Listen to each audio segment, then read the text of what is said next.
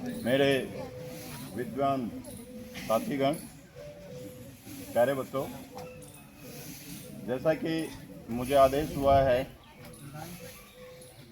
Dayanand sir से कि एक टॉपिक है, उसके बारे में भी आज बोलना है। पॉक्सो एक्ट के ऊपर कुछ संक्षेप में 1 या 2 मिनट 3 मिनट में आपको मैं बताऊंगा। प्यारे बच्चों, इंसान एक सामाजिक प्राणी है, वो समाज में रहता है और समाज में रहने का अर्थ ये है कि वो एक दूसरे की सहायता करता है, मिलजुल कर रहते हैं, इकट्ठे रहते हैं, ताकि एक दूसरे के ऊपर कोई आपत्ति आए, विपदा आए तो मिल बांट कर उस समस्या का समाधान कर सकें और शांतिपूर्ण तरीके से रह सकें। लेकिन फिर भी इंसानी स्वभाव है कि अपने आप को स्थापित करने के लिए वो दूसरों का अहित कभी कभी कर देता है, जो कि समाज को अच्छा नहीं लगता। इसका समाधान भी फिर सरकार निकालती है कि सरकार जब विभिन्न प्रकार के इस प्रकार के अपराध होने लग जाते हैं तो सरकार कानून बनाती है कि समाज को विचलित करने वाले जो विचार हैं उनको रोका जाए, उसका समाधान किया जाए। अपराध बच्चों पर भी होते हैं, अपराध बड़ों पर भी होते हैं।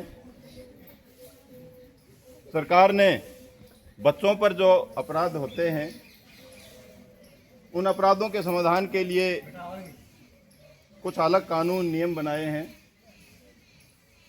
उनमें से एक जो एक्ट है, एक कानून है, उसको हम बोलते हैं POCSO act, protection of children from sexual offences, यानी कि लैंगिक अपराधों से बालकों का संरक्षण का अधिनियम। 2012 में सरकार ने एक पॉक्सो एक्ट का जो नियम बनाया, इसके तहत बच्चों के साथ जो यौन शोषण होता है उस पर रोक लगाने के लिए एक नियम बनाया, जिसके अंतर्गत ये बताया गया कि बच्चों को अश्लील बातें बोलना, बच्चों से अश्लील बातें करना, कोई अश्लील चित्र बच्चों का खींचना या अश्लील वीडियो बच्चों का बनाना,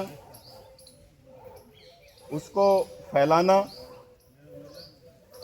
उसको इंटरनेट पे डालना, या बच्चों के साथ वो बच्चे चाहे मेल हो चाहे वो बच्चे फीमेल हो, बच्चों के साथ दुराचार करना, ये पॉक्सो एक्ट के अंदर शामिल किया गया। और फिर इसके लिए विभिन्न सजाएं, जो जिस प्रकार का जो अपराध होता है, यौन शोषण बच्चों का जो होता है, उसकी वो कितना गहन है, उसके अनुसार कानून बनाए गए। उस कानून के अंदर ये निर्धारित किया गया कि उस अपराध के अनुसार कितने वर्ष की कैद उस अपराधी को मिले। 3 साल की कैद, 5 साल की कैद, 7 साल की कैद, 10 साल की कैद। और कुछ अपराध अगर ऐसे हों कि गहन ज़्यादा ऑफेंस ज़्यादा गहन हो तो उसके लिए उम्र कैद की सज़ा का भी प्रावधान किया गया। जो ये अपराध होते हैं इसमें ऐसा कुछ नहीं है कि कोई लैंगिक आधार है। इसमें 18 साल तक के बच्चे जो हैं उनके ऊपर जो अपराध है उनको इस एक्ट में शामिल किया गया है।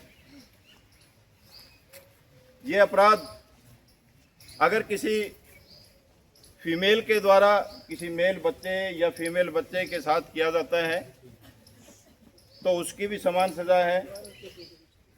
किसी मेल व्यक्ति के द्वारा अगर किसी फीमेल बच्चे या मेल बच्चे के साथ किया जाता है तो उसकी भी समान सज़ा है।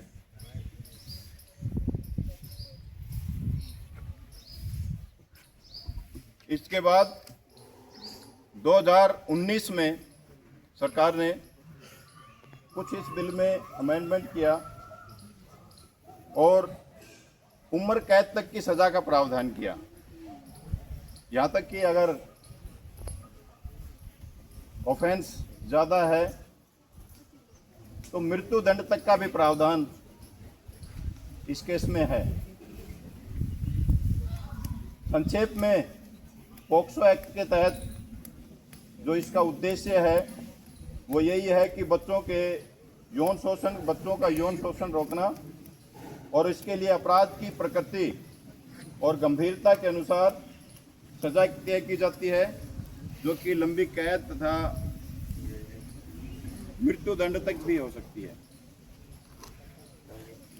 इसमें जो व्यक्ति आते हैं अपराध करने वाले, वो हमारे परिवार के सदस्य भी हो सकते हैं,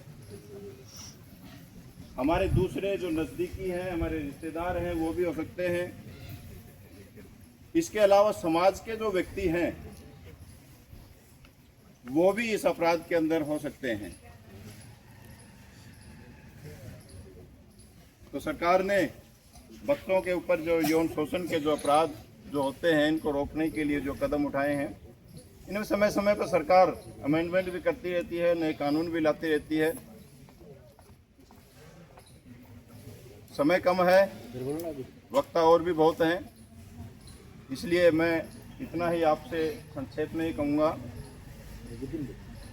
कि पॉक्सो एक्ट के तहत बच्चों को जो यौन शोषण का सामना करना पड़ता है उसको रोका जाना चाहिए।